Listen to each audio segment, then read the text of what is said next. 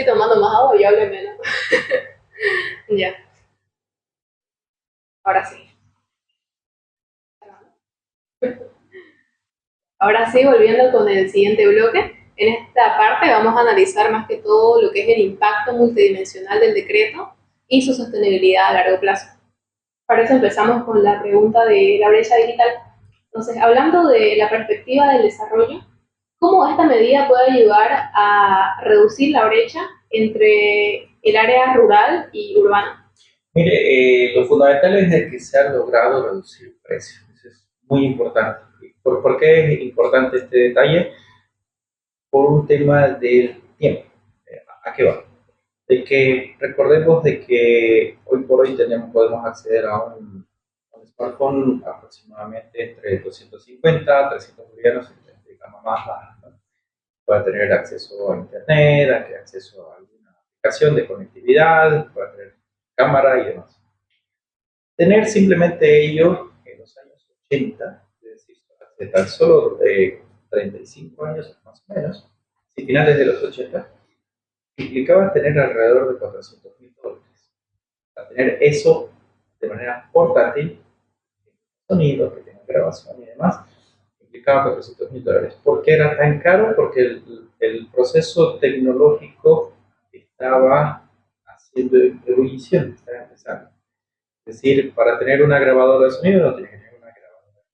Para hacer reproducción de video tienes que tener un VHS o un aparato mucho más grande. Para tener un reproductor de imágenes o un visor de imágenes no tenía que tener una proyectora, inclusive tenía que poner unas pantallitas pequeñas, como unas tarjetitas pequeñas, perdón, al proyector y uno podía recién ver las fotos de manera relativamente portátil, porque tenía que conectarlo, tenía que hacer un... Entonces, era caro, muy caro. En términos de brecha, lo que tenemos que ver ahí es cómo ha sido que esa brecha se fue acortando a lo largo del tiempo. Y hoy por hoy, la reducción de los aranceles permite de que el coste financiero no sea una limitante para las personas en situación de vulnerabilidad o en situación de pobreza extrema. Pero eso lo podemos ver inclusive acá en la ciudad o en el país, en el departamento, ni que se diga, porque cuando uno va a comunidades donde hay, o barrios donde hay mucha pobreza, uno encuentra de que inclusive por familia pueden tener un celular, y tener un celular le permite estar conectados no solamente a internet y demás, sino que eso permite que haya una transmisión de información para las necesidades de ellos. Les doy un ejemplo, lo viví hace unos años cuando dirigía una investigación en este tipo de barrios.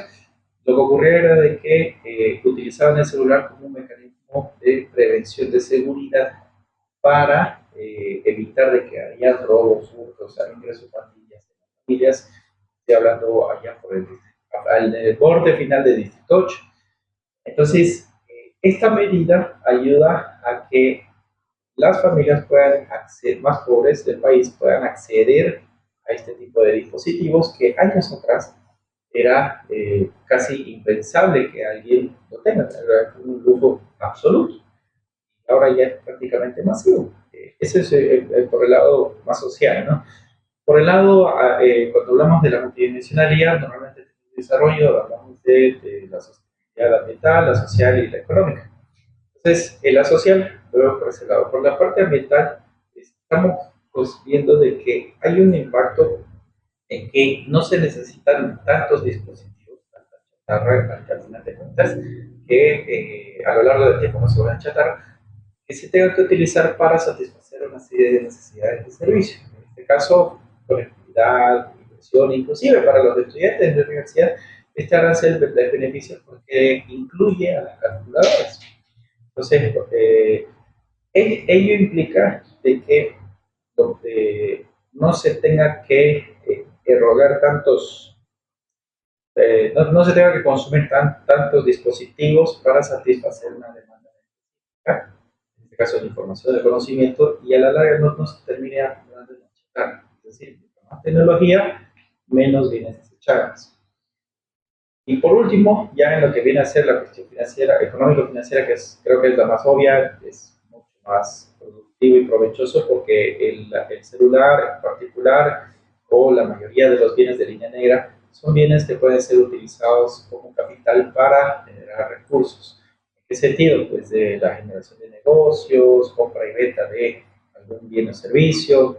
Eso permite mucho porque, reitero, reduce los costes y velocidad de información. Una respuesta bastante completa, me respondí algunas por lo que teníamos. Entonces ahora pasamos al área de educación y salud. Claro. ¿Usted ve factible una coordinación institucional para que este equipamiento tecnológico que es más barato llegue prioritariamente a escuelas y centros de salud? De momento sí. Mucho depende de qué ocurra en las elecciones, lamentablemente en las elecciones, no solo en las elecciones autonómicas. ¿Por qué? Porque la coordinación o no entre los hospitales, las postas, los hospitales de primer y segundo nivel, e inclusive de coordinaciones de tercer nivel, con el nivel central, depende mucho de la relación política que exista entre las autoridades y el nivel central. En este caso, necesitamos ver quiénes van a ser las nuevas autoridades, qué grado de coordinación van a tener o ya tienen con el nivel central de gobierno. Ello podría facilitar ese tipo de coordinación, mejoras en política pública, focalización de recursos, incluso negociar mayor cantidad de recursos, porque en el país hay una tradición que es dañina, pero es una tradición política, en la que si uno no es parte de o es cercano al poder central, lamentablemente es mucho más difícil de llevar adelante proyectos o políticas públicas que sean de impacto o que sean beneficiosas a las personas. Esto en economía se les conoce como los costes de transacción. Y dentro de ellos, uno de los costes más difíciles son el coste de negociación. En Bolivia, si, al estar tan polarizado el espectro político, que dos personas de un extremo y de otro se pongan a coordinar para llegar a un mismo objetivo, lamentablemente es muy costoso, es muy difícil. Eso lamentablemente ralentiza los procesos de desarrollo. Ahora, hablando por el lado de visión del país, ¿este decreto es un paso hacia la economía digitalizada o es solo una estrategia de consumo? Eh, no, no llega a ser una estrategia. Eh, Viéndolo como solo el decreto como tal es más para estar más enfocado a mejorar los niveles de consumo. Sin embargo, tiene que haber por parte del gobierno, si logran ser integrales en la orientación más del libre mercado de sus políticas económicas, sí podemos hablar de una estrategia a mediano y largo plazo.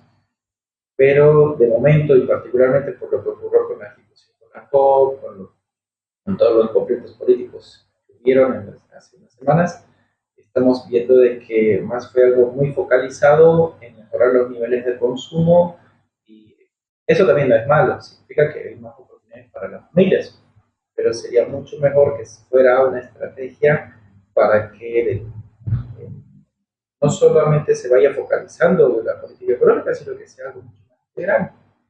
Y eso permitiría no solamente que sea más completo, más holístico, sino que fuera mucho más rápido el proceso de salida de esta crisis.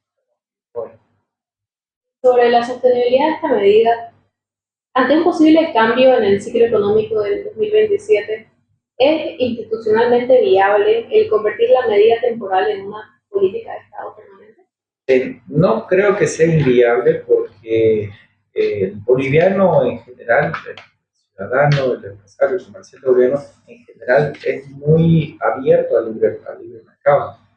El detalle fundamental es de que tiene que sincerarse mucho más esta orientación del libre mercado que tiene el país.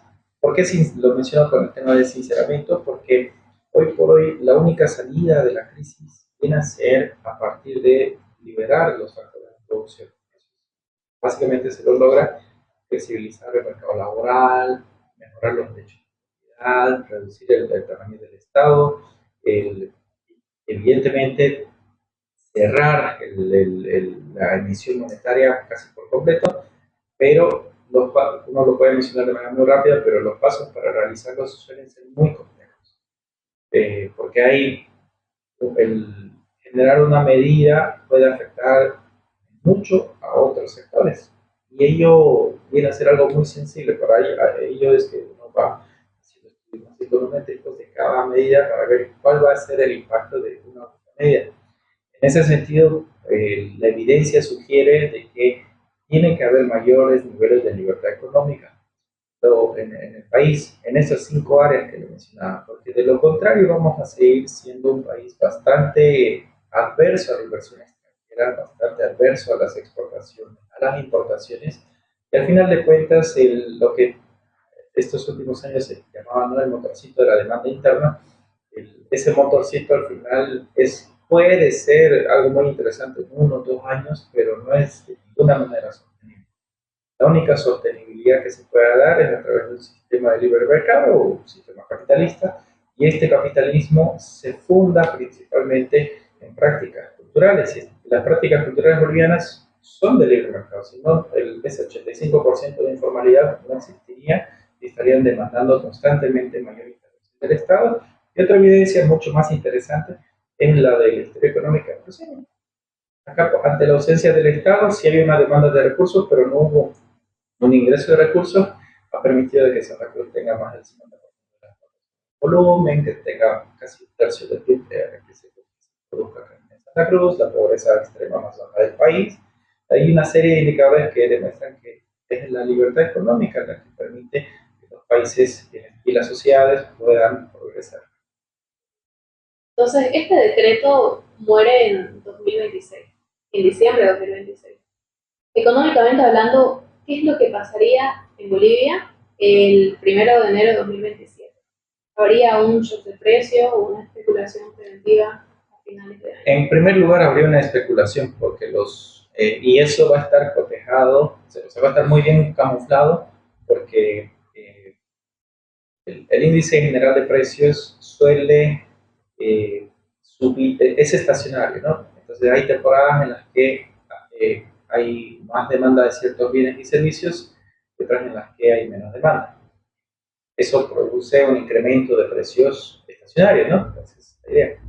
Diciembre es un mes en el que hay un incremento del consumo por las fiestas y por el aguinaldo.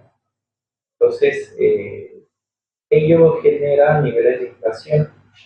Técnicamente no hay inflación, no tiene variaciones, pero eso genera incremento en el nivel de precios, y ahí puede que ingrese ya los nuevos precios sin el arancel.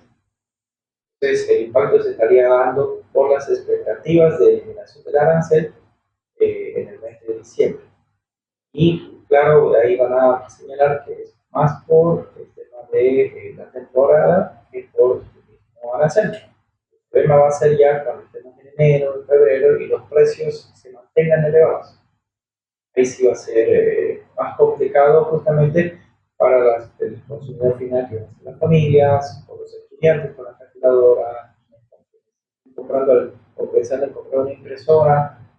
Ahí, ahí sí se va a sentir la dificultad que tenga. En todo caso, ahí no nos olvidemos que cuando fuera, o sea, ¿quién va a terminar pagando, no, ese incremento o esa baja del arancel?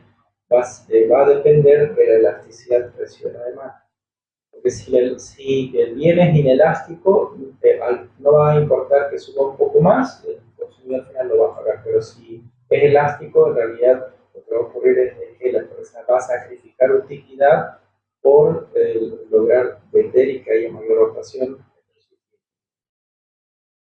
Entonces, para cerrar, con su visión experta como economista, si tuviera que definir todo este escenario del arancel cero con una frase, un concepto económico, ¿sería una oportunidad de eficiencia o una ilusión monetaria? Es una oportunidad para mayor libertad económica. ¿Cuál sería su veredicto en una frase? Considero que es muy provechosa la medida, que tiene que ir mucho más allá. No se quede solo en este tipo de bienes, que sean más generalizados, pero que también incluya estos otros 5 factores que hacen a la libertad económica. no hay salida de la crisis sin libertad económica. No. Muchísimas gracias entonces por su tiempo, por prestarse para esto, que creo que es muy importante no solo para nosotros como estudiantes de comercio, sino creo que para todos los empresarios y emprendedores, porque al fin y al cabo todos hacen un papel importante en lo que es la economía del país. Así que muchísimas gracias por esta entrevista que ha sido muy productiva, muy informativa. Muchas gracias por su presencia. Pero no felicito por toda una fotografía con todos los integrantes. Ah, claro. Aquí está bien. Aquí no, sí. Tengo memorizado.